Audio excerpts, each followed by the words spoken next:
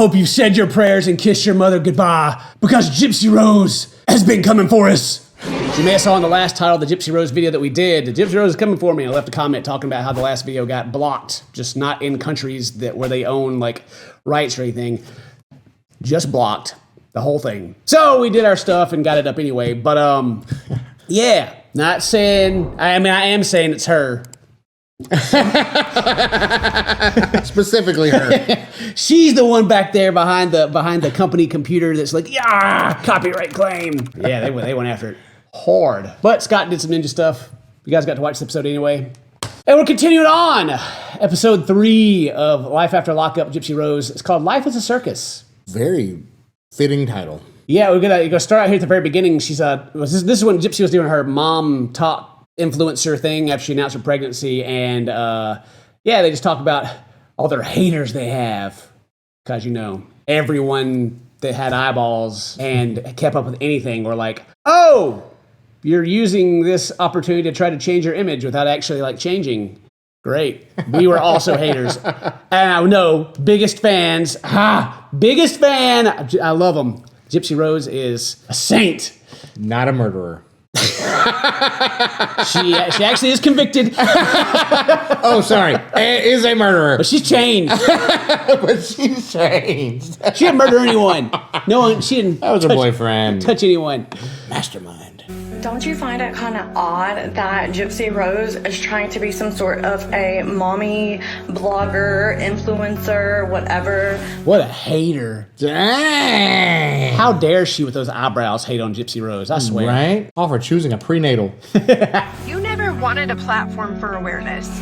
You wanted a platform to get famous. She is influencing people, that's for sure, but in the most negative ways you can imagine. That could have been us. It was us. Yeah. That's probably whenever they emailed me and asked if they could take clips from the episode. That's probably where they were going to put it. Because I was like, what are you doing? What do you mean? Why are you doing this? This is like, I've been on this soapbox many, many times talking about Gypsy Rose, where it's like she got out and she had like such a great opportunity to just not do it the way she's doing it. Because I assume that she feels like many popular people who either got there because they wanted to be or not, their fans are idiots. You guys are idiots. Even though you can plainly see whenever I'm messing up and you can call me out. And if I like try to sneak around it or anything, then you're going to be like, what are you doing? Because it's plain and very obvious. The same thing with the people that keep up with her go, well, that doesn't seem very genuine at all. All of a sudden, haters. You're a mommy vlogger now. And just like not long ago, you were talking about leaving your husband to get with another man and all that. It's, I don't know. It's like everything that's wrong with the whole situation, I think, can be boiled down to just thinking that you can do whatever you want and that people won't notice the obvious. Right. Yeah. Especially when you do it in front of a camera.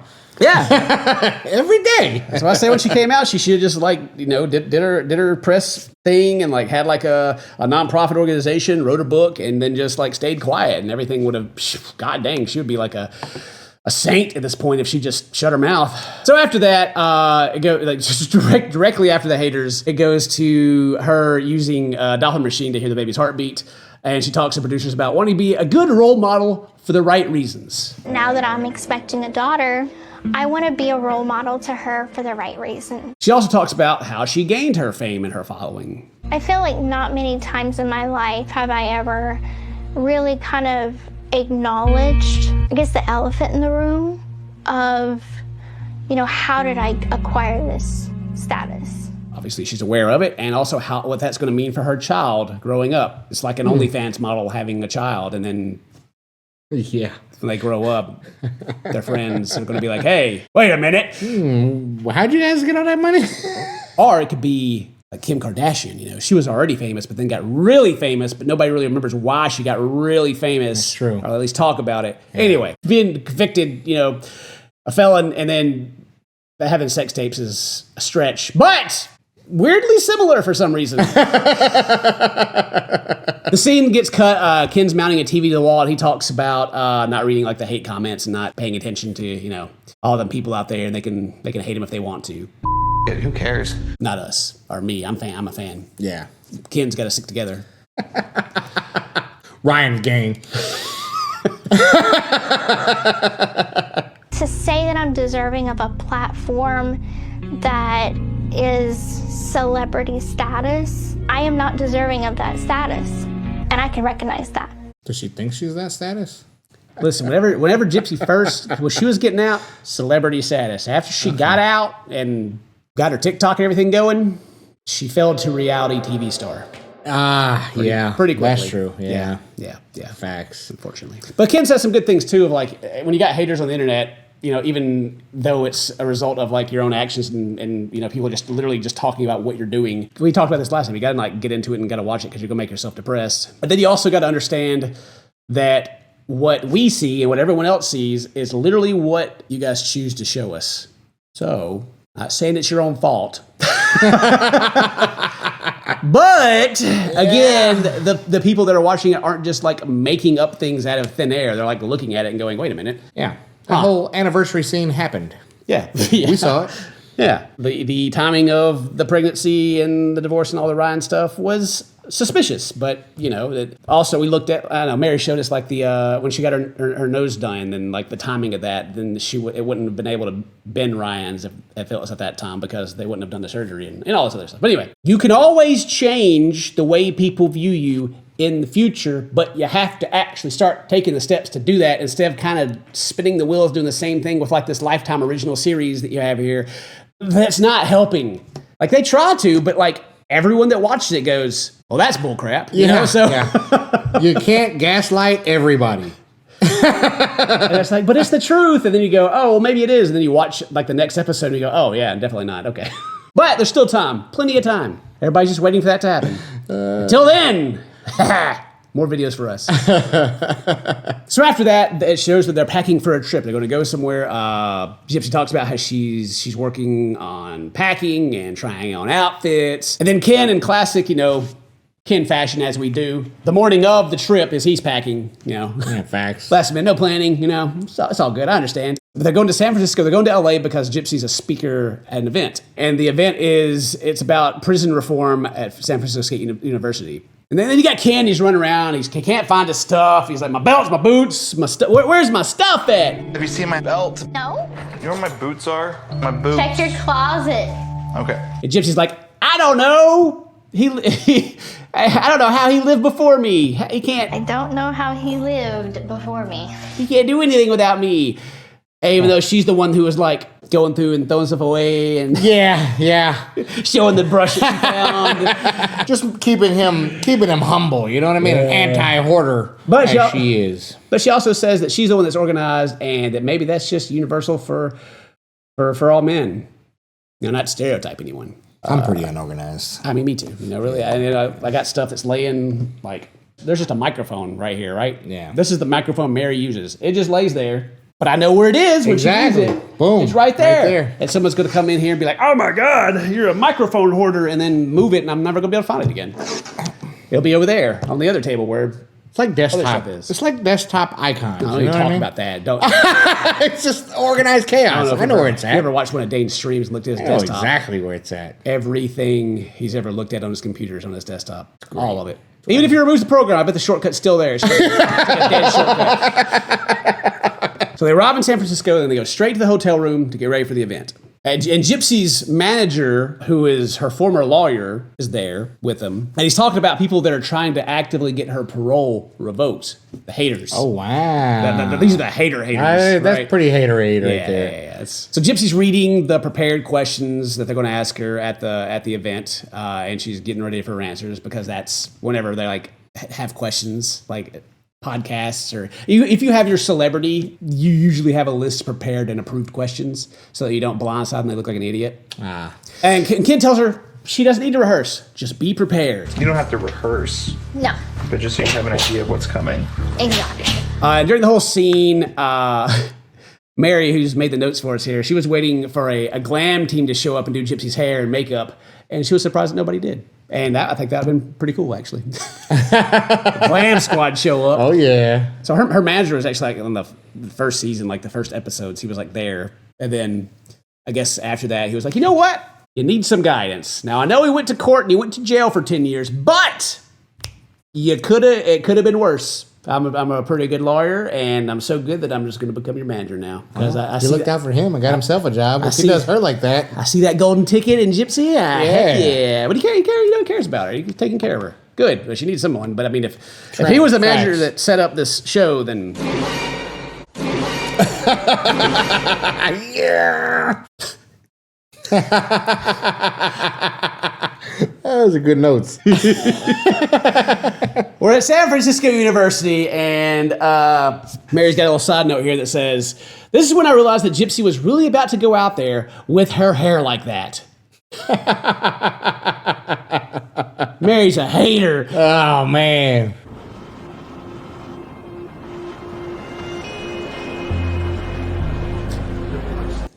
What'd you think? I think her hair looked... She's just got business lady look. It's up, you know? Yeah. Well, some of it, but... Most of it, I guess. Mary's a hater. Ah, man. Mary's a hater. Gypsy arrives. They're going through and interviewing people, and they're talking about how excited they are to see her. And then the announcer announces her, and the presenter announces her, right? And it reads her full legal name, which at this time is still Gypsy Rose Blanchard Anderson. And it's my great pleasure and honor to introduce Miss Gypsy Rose Blanchard Anderson to our campus. I love how the announcer even like Anderson. Right. The end of it. Not Urker. I feel like those are shots taken by the presenter. But anyway, there you go. The host goes on to ask her if she feels like if there's one thing that she did that is overshadowing all the good she's done and the good that she plans to do. I don't like the fact that society puts labels on individuals and that defines their character. The one thing that is so true in my life is that I know I don't want to be defined by my crime or my past. I don't want to be labeled a victim. I don't want to be labeled anything. I want to be known as just Gypsy, because that's who I am.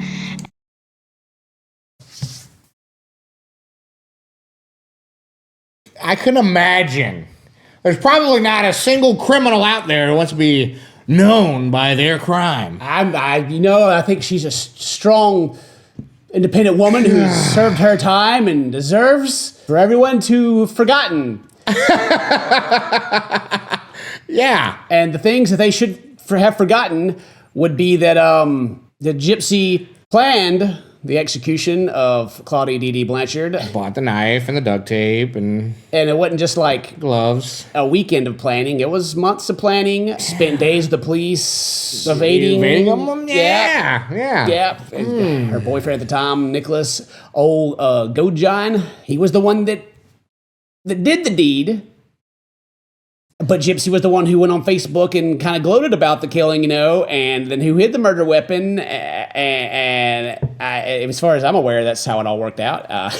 But she doesn't want to be defined by that.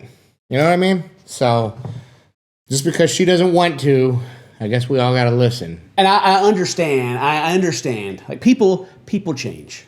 Sure. People change. They do. I mean, Nicholas Goldjohn's not allowed to change, but, they just... I mean, YouTubers change all the time, and then someone goes and finds like an old video where they said something that aged poorly, and they're canceled, People can change, but escaping like your past that's made very public is impossible. My choice of word to beat this dead horse even more. The way that you change people's perception and opinions of you is by changing the way that you allow yourself to be perceived, not by saying empty words of like, it's unfair and all this stuff, but like, I don't deserve this. Like just the exact same thing I've been saying every time. Yeah. If you wanted that to happen, Show us something different. Acting like a reality TV star, like an influencer is not it. Like it's not it. It's not it. It's not how you do it. Whenever Gypsy got out, obviously she had the haters already out there, right? But there was also a lot of support. Dude, when we did the first episodes, we were in trouble because That's true. Because I was like, I ain't about this, and everybody was like, Ken, and I had to become her biggest fan. Yeah, you did. And now you fast forward, a year later, or whatever, and everyone's like, you know what? Ooh, maybe they were right. Everything's changed, and that didn't change by itself. I hope if they ever actually watch my videos and like I go on these rants that I've went over like almost every episode we did it, that it actually like hits at some point. Yeah. Because I'm not just making it up. Not hating to hate. I've made an entire career of how people view me, and I've made my mistakes, and I've gotten bad light, and I've gotten good light, and I've been associated with people who've done bad things, and I've had to like distance myself and control all that. I have to do all the PR. I've done it. And what you're doing is stupid for what you're complaining about. It's actually ignorant and frustrating. Very frustrating. Anyway, I almost sound like a hater there for a second. My gosh. It's coming from love. From love. Okay. After the event, they go backstage, and Gypsy and Ken are talking about how nice it is to receive so much love and support in the real world, like in an event, and to only see the negative stuff when you go online. And they feel like the event went really well. It's good. I mean, that's kind of the case, honestly, for everyone too. Like your haters on the internet, and then you meet them in person, they want to take a picture with you. There you go. But still, they're still haters. Trust. So yeah, and then it goes back to TikTok and shows all the negative TikToks regarding Gypsy's answers at the event. But unfortunately, the good times that they had after the event, where they're like, "Yes, all the love," was pretty short lived. Even obviously, the TikToks and stuff, but it's the next day in LA, and she seeked out the public's opinion, and unsurprisingly, there was a lot of negativity, and now sad about it. Which,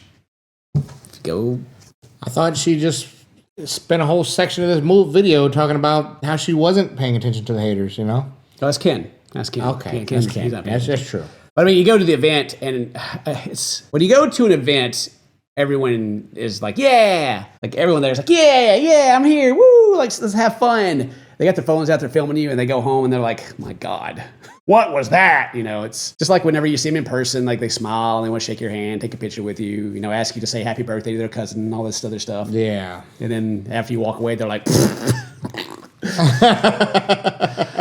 Trust. Don't go looking. And then the next scene is they're on a boat in LA, relaxing, and then some rowers shout at her. She's sad about that. Did they say your name? I don't know. I think I heard them say Gypsy. All right, I want to go in the cabin. How dare they say Gypsy? That made her sad? Someone recognized me in a public place, or in the water.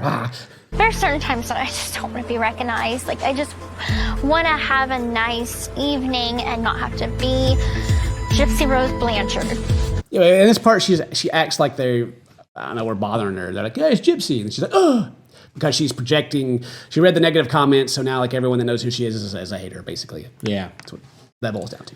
Then they have like a tarot card kind of reading. Like, they walk on the beach, get the tarot card thing, and from a street vendor, and the whole thing's just kind of weird. They run out into the water, and they go, ooh, it's cold, because we think it's California. It's all nice, summer and beachy, but the water's freaking freezing. It sucks, and it's also got a lot of seaweed in it. And if you go to Venice Beach, then everyone's freaking trying to sell you something and bother you. God dang it.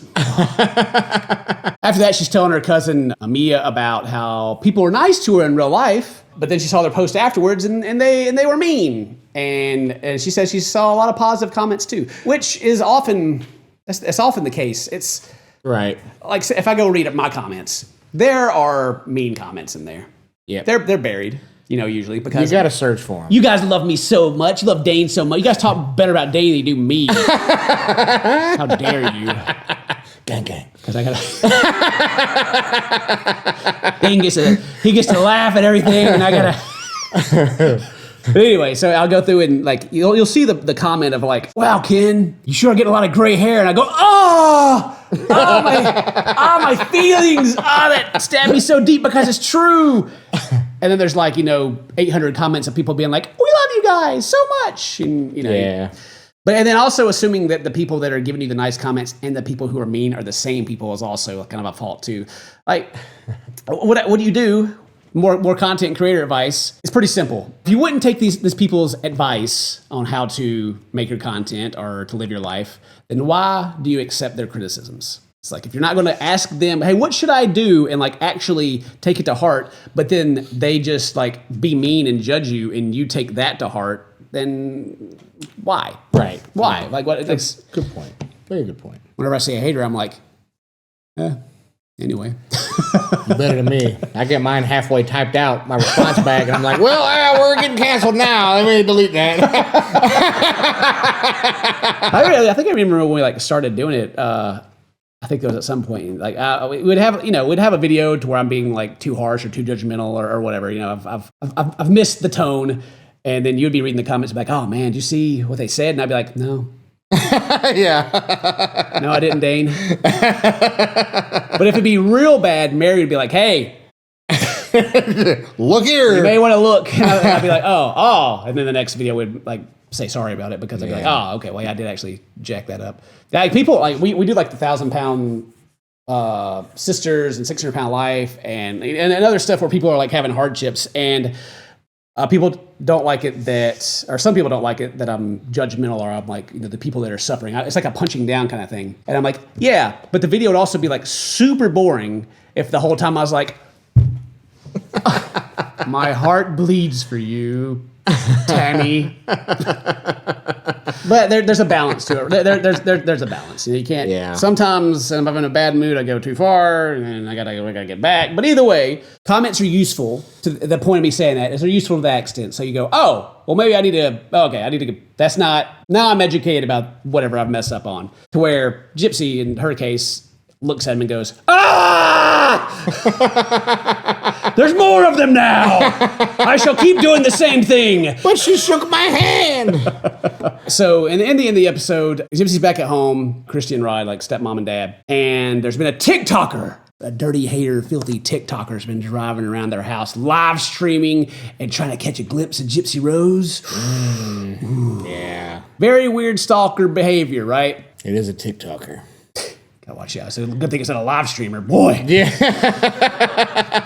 It cuts back and forth between Gypsy at her house and Ken at his house, and he's talking about the hater that's around, and Ken finally decides he's gonna go and get her. Last night I had called Ken and I let him know that a friend of mine let me know that one of the hater content creators that's on TikTok was driving up and down my street on a live stream. And she was showing the house, hoping that me, Ken, Christy, Dad would come out and she would see us or whatever.